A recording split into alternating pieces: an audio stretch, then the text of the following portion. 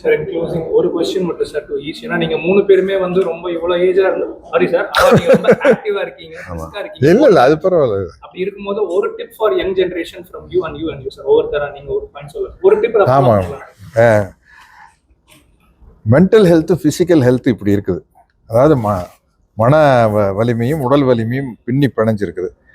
அதை வச்சு அதை 2 கண்ணா வச்சு பாதுகாத்தோம்னாலே போதும். நான் சொல்கிறது சார், ஹெல்த்தியாக இருக்கிறதுக்கு ஒரே வழி வந்து இந்த மாதிரி டாக்டர் நம்பாதீங்க, நமக்கு தேவையே கிடையாது. நீங்கள் வந்து உடம்பு கரெக்டாக வச்சுருந்தீங்கன்னா பக்தி வச்சுருந்தா நமக்கு தேவை கிடையாது. அதாவது இது வந்து 2வது ஹார்ட்டுங்கிறாங்க. முழங்காலுக்குள்ள கால் 2வது ஹார்ட்டுங்கிறாங்க. இதுக்காக உங்களுக்கு எவ்வளோ பேர் சர்ஜரி பண்ணாலும் டாக்டர் என்ன சொல்கிறாங்க, எழுந்து நடன்னு சொல்கிறாங்க. பிள்ளைங்களுக்கு சும்மா இப்படி பாரு அப்படி பாரு சொல்லலை, எழுந்து கொஞ்சம் நடக்கிறது தான் இம்பார்ட்டண்ட். அதனால் வந்து நீங்கள் ஒரு நாளைக்கு, நான் வந்து முதல்ல போட்டில் வாக் பண்ணிட்டு இருந்தேன். இப்போ காலையில் இருந்து எங்கள் வீட்டில் வைட்டமின் டி வேணுங்கிறதுக்காக சன்லைட் மாடியில், இவர் வேறு மாதிரி நடக்கிறார், நான் சன்லைட் பேர் பாடி போய் மொட்டை மாடியில் போய் ஷார்ட்ஸ் மட்டும் போட்டு வெறும் பேர் பாடி. இப்போ சம்மர் பயங்கரமாக இருக்குது, வேர்த்து ஒழுகும். டவல் வச்சு தொடச்சிட்டு 45 நிமிஷம் ஃபுல் சொட்டுருக்கிறேன். டாக்டர் கேட்டால் டி வைட்டமின் இதுதான் வருது அப்படிங்கிறாரு. உங்களுக்கு ஒரு நாளைக்கு நீங்கள் கரெக்டாக வந்து 40 மினிட்ஸ் வாக் பண்ண ஆரம்பிச்சிங்கன்னா அது நல்லா தூக்கம் வரும், நல்லா பசி வரும். இதை மட்டும் பண்ணுங்கள். வாக்கிங் வந்து மோர் இம்பார்ட்டன்ட். நீங்கள் எக்ஸசைஸ் பண்ணுறது இவர் மாதிரி ஜிம்முக்கு போகிறது, சூர்யா மாதிரி கதை பண்ணால் அது எக்யூப்மெண்ட்டாக விலை கொடுத்து ஜாஸ்தி வாங்கணும், எல்லா வயசுலையும் பண்ண முடியாது. பாடி பில்டர்ஸ்லாம் ஜாஸ்தி வயசு உயிரோடு இல்லை. யோகா வயசு வாழ்ந்தவர் 90 வயசு ஆடி இருந்திருக்காங்க. ஞாபகம் வச்சுக்கோ. ஓகே, சொல்லுங்கள்ட்ட. பாடி பில்டர் வந்து பெரிய ஆளுகள் இல்லாமல் யாரோ ஒருத்த மட்டும் கல்கட்டா இருந்தால் சொன்னாங்க 85 வயசு. பாக்கி எல்லாம் பாடி பில்டர் ஹெவி பண்ணி அளவுக்கு மீறி ஸ்ட்ரெயின் பண்ணி மசில்ஸ் டைட் பண்ணும்போது ஏஜ் குறைஞ்சி போகுது. யோகா பண்ணுறாரு, மற்ற மாதிரி இந்த மாதிரி வாக்கிங்கில் பண்ணுறவங்க ரொம்ப வருஷமாக நீங்கள் பாருங்கள். ஒரு 70 வயசு 90 வயசு பிராமின்லாம் வந்து சர்வசாதாரணமாக வயசானாலே உயிரோட பையன் கேட்டால் அவன் வயசானப்போ இந்த ஆடு மாடு கோழி பிரியாக திங்க மாட்டான். 40 வயசுக்கு அப்புறம் அவனுக்கு எல்லாம் ஜீரணமாகாது. உனக்கு அவன் டக்குன்னு ரசஞ்சாரம் மோசாரத்துக்கு போயிடுவான். இவங்க வந்து பெரியா சொன்ன மாதிரி இந்த 95 வயசு ஆடு மாடு கோழி சாப்பிட்டு ஜீரணம் பண்ண முடியாமல் 95 வயசுல ஆடு மாடு கோழி எல்லாம் பெரியார் வந்து அசைவம் கடைசி சமூக நீதியை தான் மெயினா அதை சொன்ன அசைவம் சாப்பிட சொல்லியிருக்காங்க. நம்ம எங்கிட்ட இருக்குது இல்லை அசைவம் சாப்பிடுறது மஸ்ட்டுங்க. நான் டாக்டர்கிட்ட கேளுங்க, புரோட்டீன் அதில் தான் இருக்குது. நீங்க செய்வீங்க இல்ல அசைவத்தை இவன் சொன்னதை ஒத்துக்கிறேங்க. சூர்யா காய்ச்சி சொல்லியிருக்கேன். 40-45 வயசுக்கு புரோட்டீன் வேணும், அசைவம் சாப்பிடுங்க. 45க்கு அப்புறம் அது அவ்வளோ தேவையில்லை, குறைச்சிக்கலாம். அது சாப்பிடவே சொல்ல மாட்டேன், அதை குறைச்சிக்கல. இப்போ நான் 1988 ஜனவரி மாதம் 1ஆம் தேதி விட்டுட்டேன். அதுக்கு முன்னாடி ஒரு 44 வருஷம் மாதம் ஒரு நாள் அசைவம் சாப்பிட்டுருந்தேன். இப்போ அது தேவை நல்லா தான் இருக்கேன் நான். ஸோ ஒரு 50 வயசுக்கு அப்புறம் வந்து புரோட்டீனே சொன்னால் தேவையில்லை, அதுக்கப்புறம் குறைச்சிக்கலாம். இவங்க இன்னும் சின்ன பையன் தான், இன்னும் கொஞ்சம் நாளைக்கு சாப்பிட்டு போட்டு சாப்பிடணும். சின்ன வயசு குழந்தைகள் மத்தியில இந்த ட்ரக்ஸோடைய தன்மை ஓவர் ஆகிட்டே வருது இல்லைங்க சார். பள்ளிக்கூடம் வந்தாலும் காலேஜ் வரைக்கும் அதை கொஞ்சம் சொல்லுங்களேன் சார். அது என்னன்னு தெரியாது சார், நான் வேற தலைமுறை. அது இந்த பையன் எனக்கு தான் கேட்டவாது டோப்புங்கிறானுங்க, அது என்னன்னே தெரியாது. எனக்கு கஞ்சானா தெரியாது, ஏதோ நாக்கு இங்கெல்லாம் வச்சுக்கலாம்னு சொல்லலாம். அதில் என்னன்னு சத்தியமா தெரியாது, மன்னிச்சிருங்க. அதாவது எங்கிட்ட கேட்டால் தப்பா போயிடும். பட்டுக்கோட்டையார் பாட்டத்தை பாட முடியும். மக்கள் தலைவர் எம்ஜிஆர் பண்ணல, திருடராய் பார்த்து திருந்தா விட்டால் திருட்டை ஒழிக்க முடியாதுன்னு. அது மாதிரி அவங்கவுங்க பார்த்து திருந்தணும். அது ரொம்ப முக்கியமான விஷயம். ஏன்னா இன்னைக்கு வந்து இந்த மாதிரி விஷயம் வந்து ஈஸியா கிடைச்சிருது, கண்டுபிடிக்க முடியாது இல்லையா? அதனால வந்து ஒரு பொட்டலம் இப்படின்னு வாங்கிட்டு போயிடலாம். நம்ம தான் நம்மளை திருத்திக்கணும். ஸ்கூல் பக்கத்துல இருக்கிற அந்த டாஸ்மாக் எல்லாம் கொஞ்சம் க்ளோஸ் பண்ணிருக்காங்க. அது பெட்டரா இருக்கு. ஆமா, நல்ல விஷயம் தாங்க. ரொம்ப சந்தோஷமா, பாராட்டப்பட வேண்டிய விஷயம். சந்தோஷமா. ஓகேவா, முடிச்சுக்கலாம். ஹெல்த் பத்தி நான் பேசுறேன். பாத்தீங்களா, உங்களுக்கு ஹெல்த்துக்கு சம்பந்தம் இல்லை, நோண்டிட்டு இருக்கீங்க. பண்ணி ஹெல்த் பத்தி பேசுறீங்க. அது ஜாயிண்ட் ஹெல்த் கொஞ்சம் அதுவும் அண்ணா என்னமோ கேட்கிறாரு.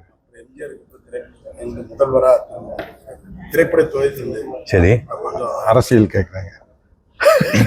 அதாவதுங்க, விஜய் வந்து சந்தோஷப்படலாம இல்லையா? அவர் வித்தியாசம் பண்ணுவார்னு தான் ஓட்டு போட்டிருக்கீங்க.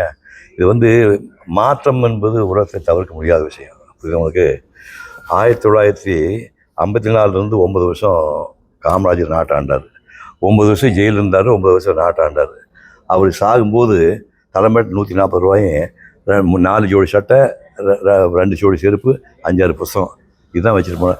அந்த மாதிரி ஒரு தலைவர் நீங்கள் பார்க்க முடியுமா? சாகும்போது சொத்தே அவருக்கு ஒரு தலைவணி கடையில் ஒரு 140 ரூபாயும் 4 ஜோடி சட்டை, 2 ஜோடி 5-6 புத்தகம் செருப்பு, இதுதான். அப்படிப்பட்ட காமராஜர் நீங்கள் துவக்கடிச்சிங்களே, அது ஏன் துவக்கணும்? உங்களுக்கு அப்போ காமராஜர் தேவையில்லை, மாற்றம் வேணும் நீங்கள். புரியுது உனக்கு? அப்போ வந்து பக்தவச்சனமாக இருந்து சொன்னால் தமிழ்நாட்டுக்கு விஷக்கிருமிகள் பரவிட்டுன்னு சொன்னார். டிஎம்கே பவருக்கு வந்தோடனே விஷக்கிருமிகள் பரவிட்டுன்னு சொன்னார். பட் அது விஷக்கிருமிகள் நீங்கள் எப்படி சொல்கிறீங்க? அவங்க 69 வருஷம் வாழ்ந்துருக்காங்கல்ல. திமுக அதிமுக 69 வருஷம் வாழ்ந்துருக்காங்கல்ல. அதுவும் பிடிக்காம தானே இன்றைக்கி வந்து விஜய்க்கு ஓட்டு போட்டிருக்காங்க. ஸோ இது மக்கள் தான் முடிவு பண்ணுறாங்க. பொறுத்தது யார் வேணுங்கிறது மக்கள் தான் நீதிபதிகள். மக்கள் முடிவு பண்ணால் அந்த மனப்பூர்வமாக நம்ம ஏற்றுட்டு போயிடணும். கிட்டத்தட்ட ஒரு 95% இளைய தலைமுறை முதல் தலைமுறை ஓட்டு போட பூரா 90% வந்து காசு வாங்காமல் ஓட்டு போட்டிருக்காங்க. புரியுது? பெண்கள் நிறைய ஓட்டு போட்டிருக்காங்க. அப்போது அவங்கெல்லாம் யார்? என் பையன் என் பேரன் ஓட்டு போட்டிருக்கான். அவன் பேரன் தான் அடுத்த அவர் வாழ போகிறவன். நான் 5 வருஷம் அது சேர்த்து போக போகிறேன். அந்த தலைமுறைக்கு வந்து எங்களுக்கு ஒரு சரியான தலைவன் முடிவு பண்ணும்போது அதை தப்புன்னு சொல்லுது. நீங்கள் யார்? அது நல்லது பண்ணுவான்னு நம்புவோம். இந்தியாவில் தமிழ்நாட்டில் மட்டும்தான் 69 வருஷம் சினிமா மட்டுமே அரசியலே அமைச்சிருக்கு, அரசியல் கட்டமே உருவாக்கி. சரி, அது சரியா இருக்கு சார்? அது சரியா? துறை சேர்ந்தவர்கள் மட்டுமே அரசியலே அமைச்சிருக்கு சார். நீங்கள் காந்தி காலத்திற்கு அது முந்தின காலத்தில் வந்து அரசியல் தலைவர்களுடைய தாக்கம் வந்து ஜாஸ்தி இருந்தது. நாட்டு விடுதலுக்காக பாடுபட்ட தாக்கம் ஜாஸ்தி இருந்தது. அதுக்கப்புறம் வந்து மக்களை ஈர்த்தவங்களே க்ளோஸப்பில் சினிமாக்காரங்க தான். நம்மளுக்கு நாடு சுதந்திரம் முடிஞ்சப்போ பார்த்தீங்கன்னா என்டி ராமாவாகட்டும், எம்ஜிஆர் ஆகட்டும், சிவாஜி ஆகட்டும், ஜெயலலிதா ஆகட்டும் க்ளோஸப்பில் வர்றாங்க அவங்க. ஸோ இவங்க தான் மேட்னி ஐடியல்னு சொல்கிறீங்களா, இவங்க ஐடியல் ஆகிடுறாங்க. ஸோ இவங்க இப்போ அந்த படத்தை வெளியாக சொல்கிறதும் வெளியே சொல்கிறது வந்து ஜனங்களுக்கு ரொம்ப பிடிக்குது. அதனால தான் அவங்களுடைய ஸ்டார்டிங்லேருந்து பாருங்களேன். இப்போ கருணாநிதி வந்து அண்ணாவை சினிமாவுக்கு வசனம் எழுதுனது தானே, நேரடியாக சினிமாக்குள்ள வழியாக தான். சினிமாவுக்கு பல ஒரு வேலைக்காரி படத்துக்கு வசனம் எழுதுனது தான். அதுமாதிரி கலைஞர் வசனம் எழுதுனது தான். இன்னும் சொல்லப்போனால் அவர் காகித பூவை இன்னும் பல நாடகம்லாம் ஒன்று நடிச்சிருக்காரு. மனோரமா கூட கலைஞர் நாடகம்லாம் நடிச்சிருக்காரு. பேசிக்கலி நடிகர் அந்த வந்தவர்.